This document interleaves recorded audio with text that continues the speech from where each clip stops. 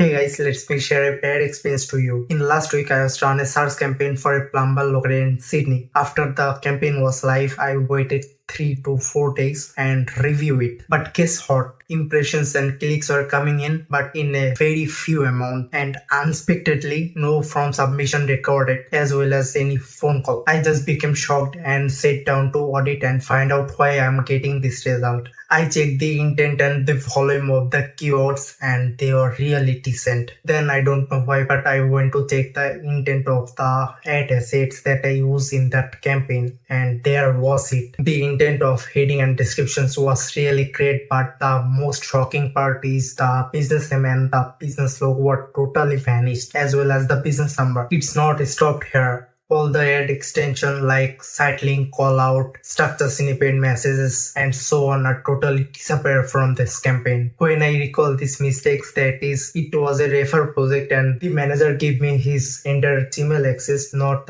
Google ad access. And before I published the campaign, I was forced to verify myself to Google. I sent the code and asked it to him, and unexpectedly it was missed and the verification process was failed that time. Then I resent the code, and in that time verification was successful, and then I published the campaign. But in that time when the verification was failed, the assets and the business details like name, logo, number are being removed by Google, and I have no idea about it. This silly mistake wastes our huge amount of budget, like $80 per day, and this is even not my mistake. If you face the same problem while running ads on Google, let me know in the comment. Bye bye.